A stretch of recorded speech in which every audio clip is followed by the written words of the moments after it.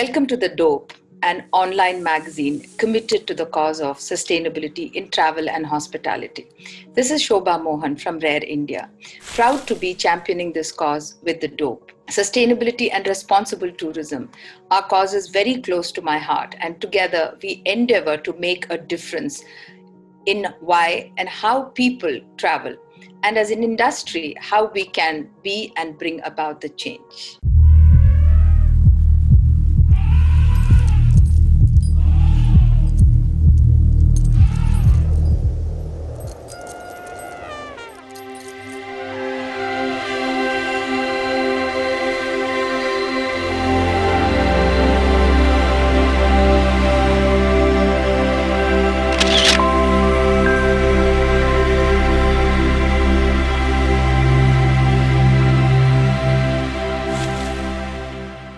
Today we have with us Kartick Satyanarayan.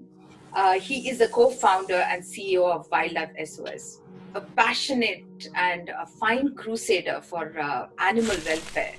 Kartick has been talking about the use of animals in travel and tourism. As we are very close to World Elephant Day, we thought it was a great idea to be having this conversation with Kartick. Welcome, Kartick. Welcome on the show, and it is a privilege for me to be talking to you on The Dope. Thank you, Shoba. It's great to see you.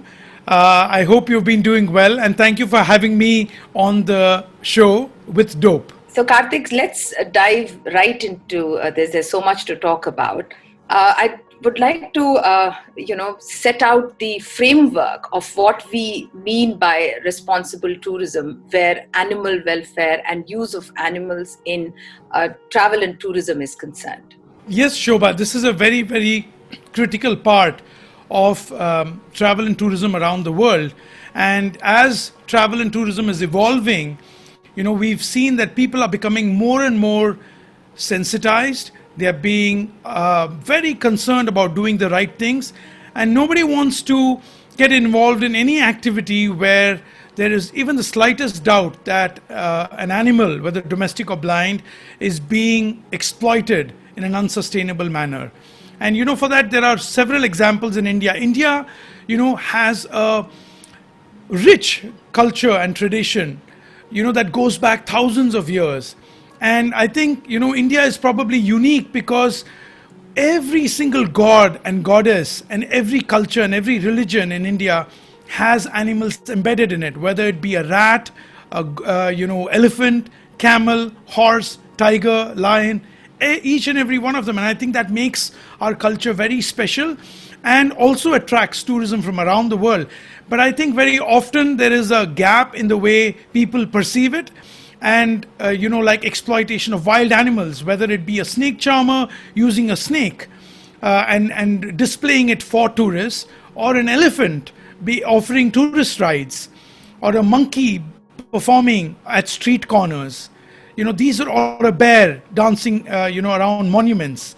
All of these are extreme cases of tourism that will not end in responsible tourism at all, because in each of these cases, if you go a little bit behind the scene and see what the truth is, it involves exploitation, illegality, violation of laws, removal of animals from the wild, killing of their mothers, and a brutal training practice. And I think this is where tourism needs to evolve over here, and I think it is evolving very rapidly, so people can distance themselves and discourage paying to watch animals being exploited in this manner. Brilliant. That you mentioned bears, I am immediately taken back to the time I've spent at the Bear Rescue Center near Mathura. And for those of you listening in, that we do not have this atrocious tradition of dancing bears anymore is all thanks to Kartick and his team's work in this direction. Kartick, let's talk a little bit about the Bear Rescue Center and about the kind of work that went into enabling this success story. Thank you, Shoba. Yes, the dancing bear practice had gone on in India for hundreds of years. To be precise, it was a 400-year-old tradition.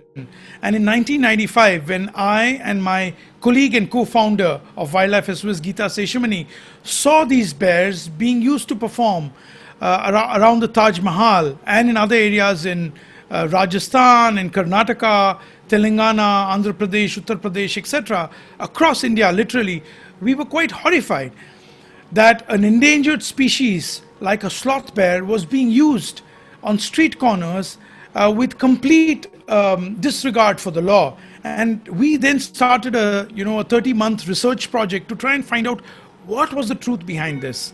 And as we dug deeper and went in to find out more details, what we found out horrified us. Every single bear across India on the streets was removed from the wild, much to the contradiction of what they were claiming, that they were bred in captivity. Every single bear was removed as a cub from the forest, from a den where the mother bear was often killed. And then the body parts of the mother bear were traded as by illegal traffickers.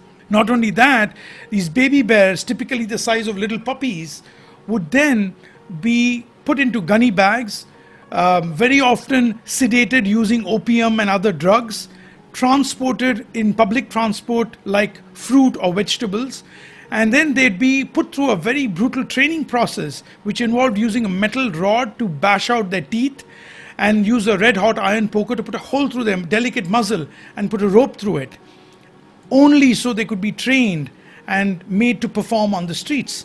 And so when we looked at it, the community that was indulging in this was an ancient community called the Kalandar community, and they had done this for hundreds of years. But what started off as an entertainment for the harem of the Mughal emperors back in the day had sadly degraded into a roadside trick and small attraction for tourists. And tourists were paying to watch this without realizing that they were encouraging illegal trafficking of wildlife. So a lot of tourists found out the truth about these dancing bears, and then they started writing to the government of India saying, this is the country of the Mahatma Gandhi, where you do not practice any cruelty, abuse or exploitation of human beings or animals. How can this be done to bears in your country? And then they started writing into the government. So the government of India called Geeta ji and myself, and they asked us if we could help intervene in this. And by then we had already, by 1997, we had produced a report that we submitted to the government of India. But a lot of people were going at it the wrong way. They said, oh, these people need to be punished, let's put them in jail, and what they're doing is illegal. We did recognize that, but the Kalandar community themselves were in no great shape themselves. They lived in abject poverty, they had no education for their children, they had no health care, no toilets, they had no drinking water even.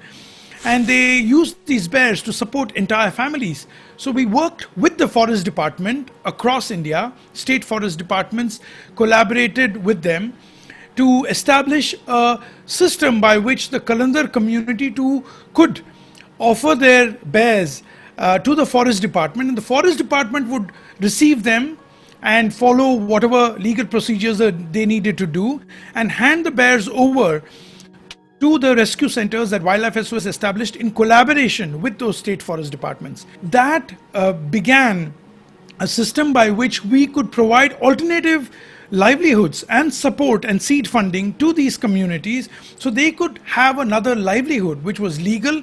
It could help them hold their heads up high, and they could have dignity while they did this without having to beg on the streets and exploit animals. And I think that changed everything. There was no looking back once we started that. And we had the forest department handing over bears to us. We had to set up a center. So that's how the largest rescue center for sloth bears in the world was established in Agra, very close to the Taj Mahal, about barely 30-40 minutes away. And it's called the Agra Bear Rescue Facility. It's 165 acres and houses over 200 bears. And that facility allowed us to establish a hospital, a specialized wildlife hospital, through which every single bear that was rescued was brought through. And then we had to remove the rope, we sedated the bear, examined it, and the condition that those animals came in was terrible. But it gave us an opportunity to change their lives forever. And that's how we were able to rescue finally 628 bears from across India bringing this brutal practice of dancing bears to a complete end while ensuring that the children of the community went to school. We were also able to help them tackle, some social evils like child marriage and things like that by helping them ensure that the girl children could also go to school, get trained. We had skill training and women empowerment projects for the women.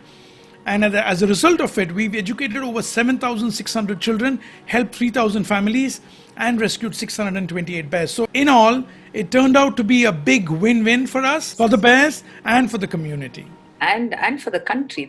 Look at the image of the country. I mean, yeah, more than anything else, you're right, Shoba. More than anything else, we were able to bring an end to a practice that showed India in poor light. India can now be proud of having eradicated something that was left behind, from a very dark time. And now these same communities who are a minority can look forward to better futures. Their children don't think about begging on the streets anymore. The children are in college and considering medical school and engineering, something which couldn't have been imagined just 15 years ago. Absolutely brilliant. And I've seen one of these dancing bears when you're in New Zealand, and I used to feel very sad, but only after I visited the rescue center near Agra did I realize the amount of grief these animals must be going through. And now they live in such great joy that you see them, ambling around. So you have 4 centers, right, for bear rescue? That's correct, Shoba. We have 4 rescue centers. The first one we established was in Agra. Following that, we set up one in Bangalore. And then we set up one in Bhopal in Madhya Pradesh. And the 4th one is in West Bengal, in Purulia. So these are the 4 centers that we run for sloth bears. In addition to this, we also run 2 rescue centers for Asiatic black bears, which is a different species, in Jammu and Kashmir, in Dachigam and Pahalgam. And these rescue centers are open for travelers and tourists to come and see and visit to actually understand the journey that Wildlife SOS has gone through in rehabilitating these bears, right? Yes, these facilities are not zoos, but yes, we do have special education opportunities for people, for responsible tourists and responsible companies who want to bring their travelers to us and have a intense discussion with our team, see the success of this work, understand what compassion and kindness is all about. Yes, we do certainly have that opportunity for people, for travelers to come and get involved with this responsible tourism activity. Yeah, you also offer volunteering for people, right? Yes, Shoba. We offer a volunteer program which is very active, and they can't shy away from hard work, so they get an opportunity to do everything. They can work shoulder to shoulder with our team, help us, feed the animals, clean their enclosures, cut fodder and stuff like that. So it's a great opportunity, and I think, ever since we started volunteer programs, the amount of response we've had has been so promising and really encouraging, because people want to have meaningful vacations now. They want to have vacations where they can go back with an experience that helps them bond not only with their own family but with a cause. And I think it's really changed the outlook of people. That's what I've seen. Absolutely. And of course, there is the, for children, especially for school children, it becomes a fantastic place for them to experience, wildlife and its rehabilitation. I think that was one of the best thing. And you have a fantastic team. You really have a fabulous team. So, Kartick, it's the World Elephant Day today. First of all, how important do you think these, suddenly in this COVID, lockdown period, we've seen a lot of a day for this, a day for that, and Ocean Day, and of course, we always had the Earth Day and the Environment Day. But there's a lot of these special days attributed to animals and to handicrafts and things like that coming up. How important do you think they are? I mean, do they serve a purpose?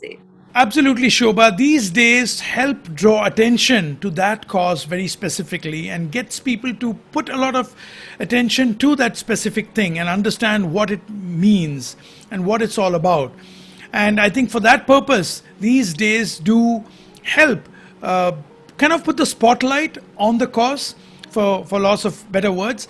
I think that is what I would say. And I think World Elephant Day helps us pause in our day-to-day lives and think about elephants with focus and see what has been the relationship of our country, of our culture, of our tradition with elephants. You know, as a country and as a culture, India has always worshipped its elephants. We have the elephant god Ganesh that, you know, usually everyone prays to, whether it be before they start an exam, apply for a visa or a new job or whatever. But, you know, the reality that is visible to the tourist eye is that elephants are used for tourism, where the elephants get beaten quite badly. They're treated in a very abusive way, and they're traumatized. And I think this does confuse international tourists a great deal, because they come to India and they say, here you are, here is a country where everybody worships this elephant god. And on the other hand, there's this strange irony that they see and they witness in front of their eyes, where elephants are getting beaten and shackled, and they have spiked chains on them and are beaten with bullhooks and spears and things like that. So they do get alarmed. And I think it confuses tourists that there's not a more responsible way of doing it. And I think this Elephant Day, it helps us draw attention to the fact that, you know, responsible tourism is really the way forward. And I think one really key thing is for us to understand. And then, of course, people can take their decisions. And I hope and pray that people will do the right thing. But to understand what the truth is behind captive elephants, where these elephants come from, and how they are trained to give tourists rides. Absolutely. And now that we talk about elephants in tourism, I mean, a lovely painted elephant is always a part of a brochure. It's always been. I mean, since the time I went at the industry, I've seen that. Of course, and we see elephants at the Amer Fort. The elephant ride in Amer Fort was quintessential to the Jaipur experience. Then we have, elephant rides in the jungles. Of course, that Sher Darshan, that elephant ride is now passé. I mean, they don't offer it anymore. But what is the right? I mean, you rightly said, when we're talking about responsible tourism, how we interact and engage in a wild animal in tourism activities also becomes a part of the responsible tourism journey. So what is the right thing to do? You've already mentioned about the elephant, and I'd like to talk a little bit more about it. But what is the right thing to do? I mean, how do we visualize animal interactions in the tourism business, especially where the elephant is concerned in the present context? So let me just explain to you a little bit about where these elephants come from. And I think that will lead us to a point where we can talk very briefly about what is the right thing to do. So before I preach, I want to give a little bit of background about this. You know, we have to bear in mind that India is the last stronghold for wild elephants in the world. And India has about 50% of the world's population of wild Asian elephants. And you cannot even guess how abysmally small that number is. It's barely 25,000 to 27,000 left. That's all we have left. You will be also shocked to learn that about 10 decades ago, which is 100 years ago, India had 1 million elephants in the wild. So you can imagine, from 1 million going down to barely 25,000, that's a huge loss of about 95%. Now, what's creating this loss? It's not just habitat fragmentation, loss of habitat, and encroachment. That is certainly, of course, creating, a major loss. But there is also illegal poaching and illegal trafficking of elephants that goes on. And baby elephants are captured from the wild and sold to the traffickers, and then these traffickers then bring them to places where there is a demand for elephants to be trained and used for tourism. So sadly and unfortunately, as much as we don't like this, tourists riding elephants makes it an incentive, incentivizes the fact that elephants can be used for tourism, and that incentivizes the capture, training and trafficking of elephants. The legal way to get elephants does not exist any longer. You know, that was stopped because of the laws in India. And the Wildlife Protection Act of 1972 does not permit trading and sale and purchase of elephants. But despite that, young elephants are appearing, and they're not being born because it takes nearly 2 years for a baby elephant to be born. For an elephant to have a pregnancy of a 2-year period is very hard to do in captivity. So you can imagine, pregnancy is rare, abortion is common, and obviously still, if there are elephants that are being inducted into the tourism industry, you can put two and two together and everybody can guess what the truth is. So if we want to stop illegal trafficking of elephants, the one answer that's staring us in the face is that we've got to stop encouraging tourists riding elephants. There are other experiences that can be responsibly handled, and we'll come to that in a second. But not only does it need an elephant to be trafficked, but you also require an elephant to be brutalized quite badly, because a wild elephant has a wild instinct and is not going to let you ride it on its back or be handled or obey your commands unless it is trained brutally using a mechanism that involves starvation, beating, and breaking its spirit. So without extensive negative reinforcement, no wild animal is going to let you handle it, let alone ride it. So we've got to understand that these two things are an inescapable requirement if a tourist needs to ride an elephant. So the right thing to do, in my opinion, is stay away from riding elephants. Not only is it dangerous for the elephant, but it's also dangerous for people. Insurance companies don't cover death by trampling if you fall off an elephant, because you paid to ride that elephant and you probably fell off. But yes, watching elephants is a delight. I can tell you the number of people who come to watch elephants just do their natural thing, play in the water, swim, throw water on themselves, have a dust bath, break branches, play amongst each other. I think watching a herd of elephants behave and play and have fun is such a delightful experience. I don't think that can be surpassed by anything like painting elephants or riding elephants. Painting elephants is another thing that we have to be cautious about, because the paints that are used on these elephants have a lot of lead in them, and that does get absorbed by the skin, and then the lead gets deposited in the tissues and the cells, which can be very, very harmful. You can imagine lead is not something that we would like in our bodies. And so why do we want to subject elephants to that? And again, in order to allow a wild animal to have some strange tourists put paint all over itself requires a lot of training. So they will constantly, if you look carefully, you will see a man with a sharp implement standing around the elephant or very close to the elephant, making sure the elephant knows that he or she will get poked very badly and a lot of pain if they do not cooperate with the painter or the tourist painting the elephant. So these are the things that I would just caution people about and request people to think, find out, go to a website called refusetoride.org. Arm yourself with information, empower yourself with information, and then you will be able to see the difference between the right and the wrong thing, and then decide to do the right thing if you can. Let's talk about the Elephant Rescue Center, which you started very close to the Bear Rescue Center. That's again an amazing place to visit to see exactly what you're seeing. And each of the stories of these elephants are enough to, encourage people to start thinking in the right direction, So let's talk about the Elephant Rescue Center. Thank you, Shoba. The Elephant Conservation and Care Center is an elephant camp that is located in Mathura. Again, very close to the Taj Mahal, barely 45-50 minutes away from there. And it's a center which we started because of the confidence that we got from the success of rescuing the bears across India. And the amount of cooperation we got from the government of India, the government of the Uttar Pradesh state, that we embarked on this journey. It's taken us 10 years to reach this stage today. We started the center in 2010, and we've already rescued over 36 elephants so far. And the Elephant Conservation and Care Center is a facility that runs with only one objective: to change the lives of these elephants and to help support conservation efforts.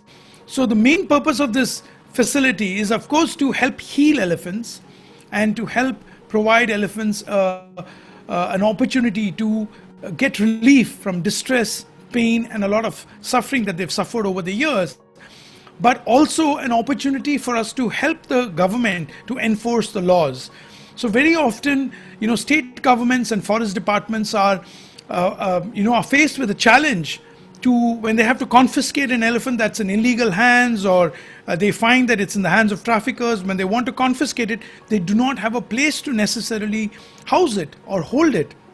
And that becomes a challenge. So in many cases, after they confiscate the elephant, they have to hand the elephant back to the perpetrator and have him hold it in temporary custody, or supradari as we call it. And that can be a challenge because it only gives the offender more confidence that, okay, the authorities can't get after me because they themselves have had to hand the elephant back to me. So having a facility like the Elephant Conservation and Care Center and elephant camps around India helps the authorities enforce the law, implement the law, and every single elephant that we have at our facility has been handed over by the Uttar Pradesh Forest Department and the Chief Wildlife Warden, and many of them have court orders where the court has actually ordered that the elephant be housed here, for emergency care and long-term medical care. Elephant Care Center also has India's first and only elephant hospital. And this is something that I'm really very proud of because it took us a long time to make it a reality. But thanks to some very, very precious donors, they helped us make this happen. And that elephant hospital is a 12,000 square foot facility with a medical hoist. It has modern treatment equipment, which enables us to provide elephants the kind of care that they require, including ultrasound, laser therapy, hydrotherapy, where this hydrotherapy pool is one of my favorite tools that I find, and I think the elephants enjoy it thoroughly. So it's probably the biggest jacuzzi in the world, and it has 21 high-speed jets and a whirlpool of water in it, so that an elephant can get into this jacuzzi or a hydrotherapy pool and be pummeled by 21 high-speed jets, and it gets such a great amount of relief, from arthritis and muscular pains and tissue issues that they've had. I think it makes the elephant feel so good. Initially they are always anxious to get inside, but once they're inside, it's hard to get them to come out, leave the jacuzzi and come out. And we have an excellent team of veterinarians and elephant care staff at the Elephant Conservation and Care Center that makes it possible for us to provide these elephants that come to us. Very often they come with less than a few days left to live, and they end up living with us for a few years at least. We feel it's a privilege to be able to give these elephants as much care as we can, because it not only trains us, it teaches us a lot. It gives us valuable teachings about what these elephants have gone through in their past. And it's now the Elephant Care Center in Mathura has now become a platform for training and education, because we invite mahouts, elephant owners and elephant carers from around India to come and attend workshops and training sessions over there, where they can learn about modern and humane ways of training and managing elephants. Fantastic. I mean, that is so wonderful. And when we're talking about the center for the elephants, it is also a facility where travelers and tourists can go and spend some time. There's a fantastic cafe, right? And the most important part of it, and what I love, is to listen to their stories of it's almost like their previous birth and where they are and how they are being their natural self. Yes, Shoba, the Elephant Conservation and Care Center is open for supporters who want to get involved and support this cause. So travelers do come to make a huge difference to us, because they add their name to the Wall of Dreams, and every person who makes a contribution to the Wall of Dreams has their name in the hospital wall, and that contribution helps us get new medical equipment for the elephants, make new enclosures, and they also get a chance to see the extensive facilities that we've established for these elephants, including 1.25 acre enclosures, which are the largest enclosures, I think, that we have. Also, every elephant has its own enclosure, pond, a shaded area, and an opportunity to go to the river to play. And I think that is such a delight to watch, to be able to sit on the riverbank and watch these elephants play in the water, frolic in it, and refuse to come out eventually. and tantrum if they've been asked to come out is, I think, such a delight to watch. Yeah, what a joy! Just allowing an elephant to be an elephant. I mean, I think that's fantastic. So, one of the things that always intrigued me about the conservation center, the Elephant Rescue and Conservation Center, is the fact that you can actually the elephant goes through a normal day, right? So what's a normal day for an elephant at the center like? I mean, wake up, walk around. So what does he do? A day in the life of a rescued elephant at the Wildlife SOS Elephant Camp or the Elephant Conservation and Care Center in Mathura looks somewhat like this. They wake up, and we've already pampered them with a bed that we make for them. We have 2 tractors and a JCB and a bobcat that create beds for them specifically in the evening.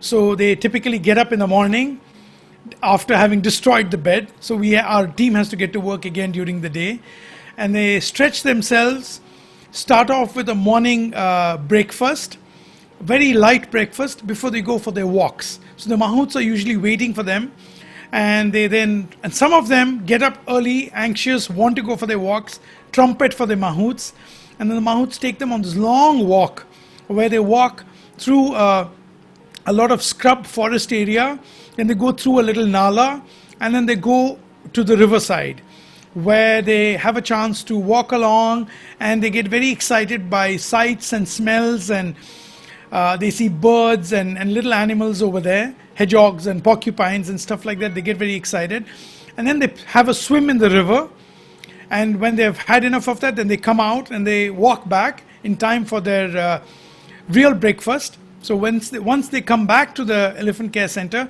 then the mahout washes them up a little bit, gives them a little shower, and they're ready for their morning meal. They get a great meal of fresh fruit, usually watermelon, muskmelon, and sometimes sugarcane, as well as lots of green fodder. Lush green fodder is something they love. And of course, continuous supply of fresh water, which is cool. They love that. And then once they're finished with that, then they have to start their enrichment work. So we have a session by which, in order to ensure that the elephants can always be ready and willing participants for a treatment procedure, because all the elephants in our care require extensive medical support, and constant medical treatment. And elephants are not puppies. You can't pick them up and put them onto a table and examine them.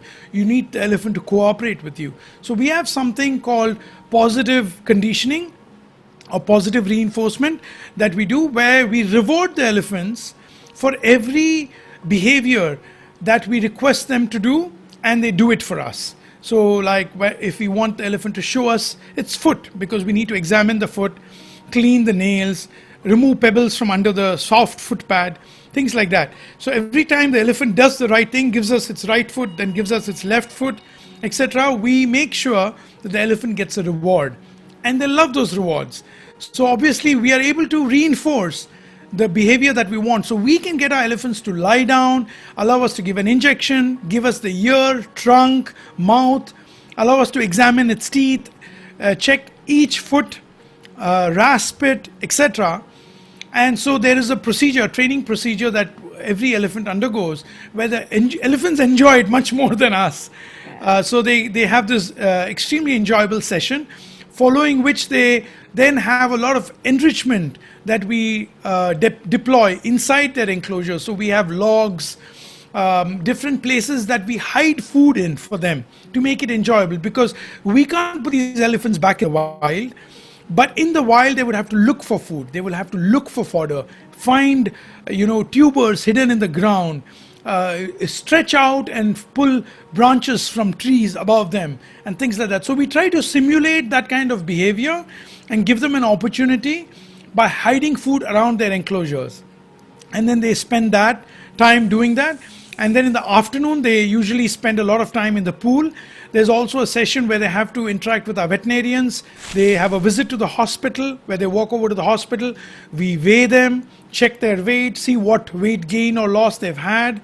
and then check the progress of their medical condition. If they've got a abscess or a wound that is under treatment, what progress it's been making. And if there's any procedure like an ultrasound or an x-ray that needs to be done. And then it's time for the evening walk, where they get a similar walk in the evening. And a walk is very essential for them to have exercise, to make sure that their muscles are adequately exercised and they maintain good shape and flexibility. And we can deal with things like arthritis by ensuring that they can have regular walks.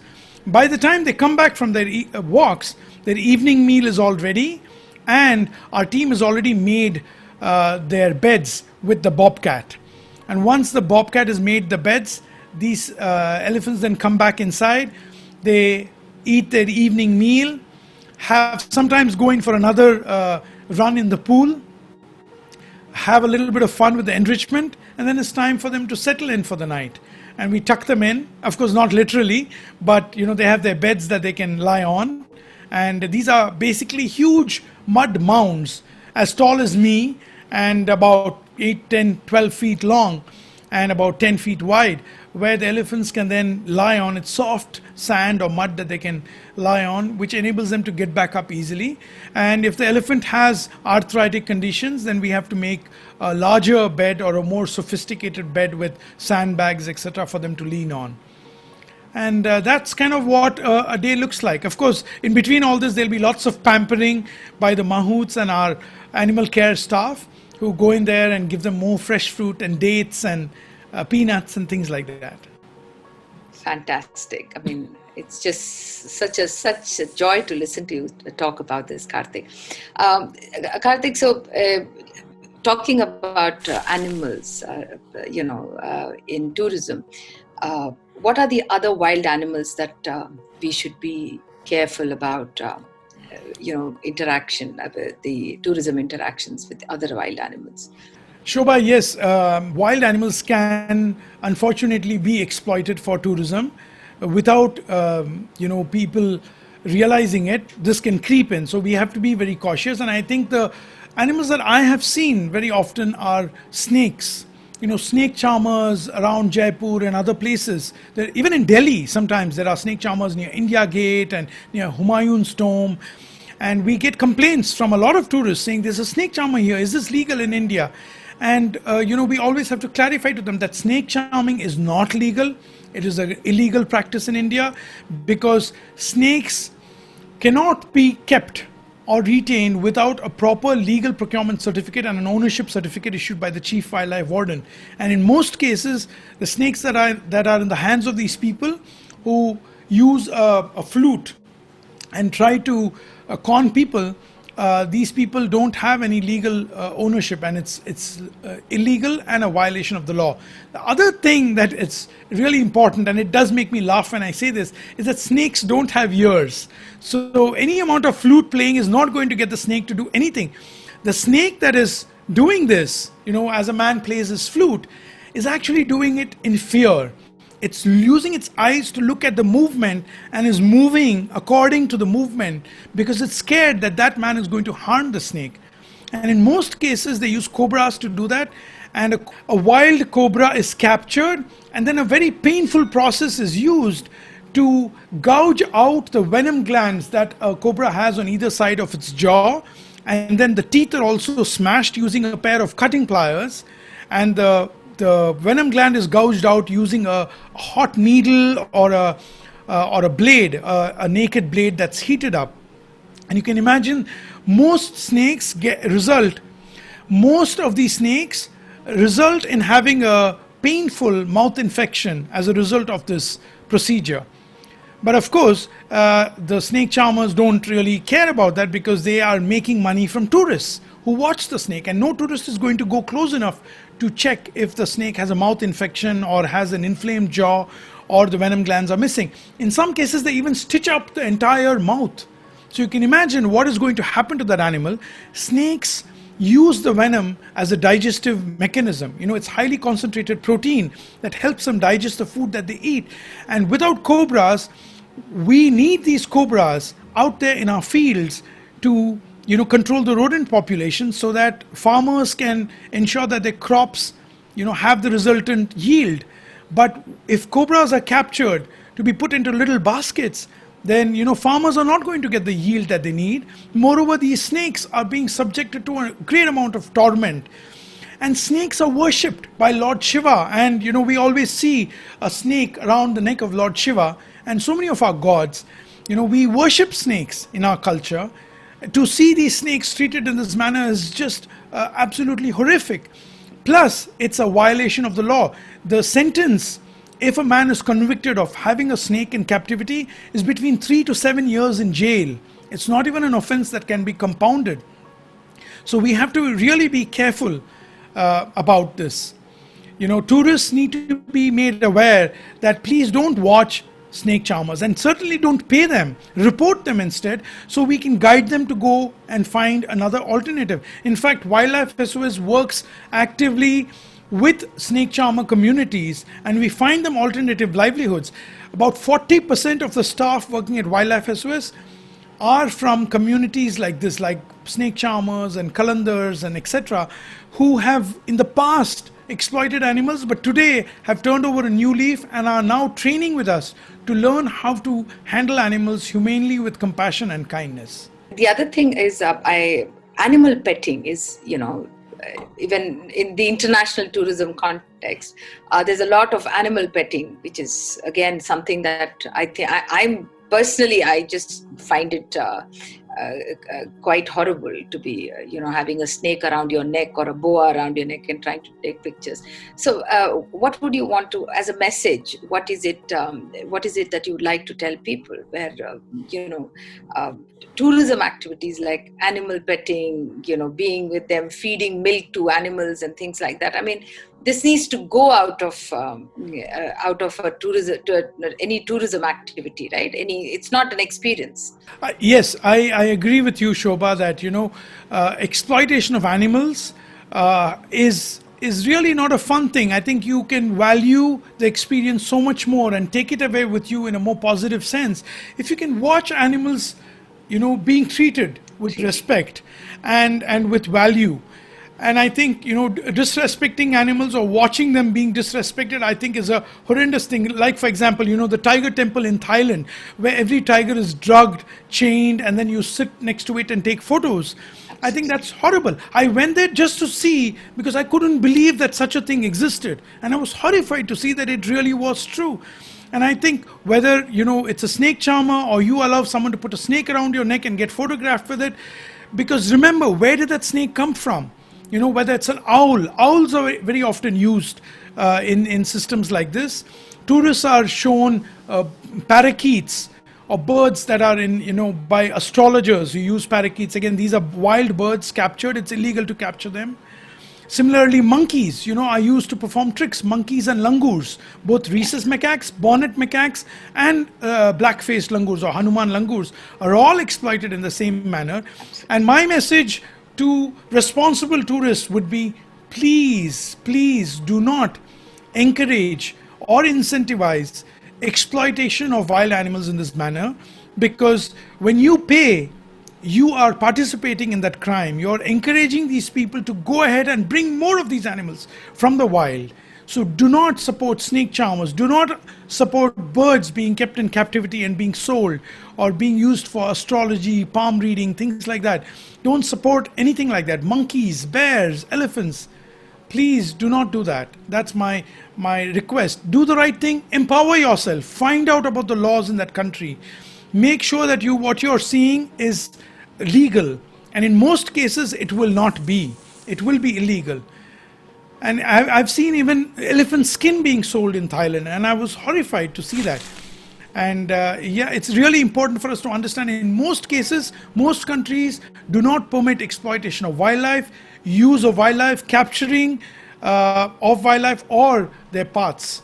So please be careful, stay out of trouble, and keep the animals safe. If you are careful, and if tourists can be careful about this, then you will not incentivize it. All these people will give up these horrific practices and find a more dignified way of approach. You're helping these people, you're helping these communities by not encouraging them to continue with this practice. That was amazing, and that's exactly what I was looking for, and it was absolutely brilliant.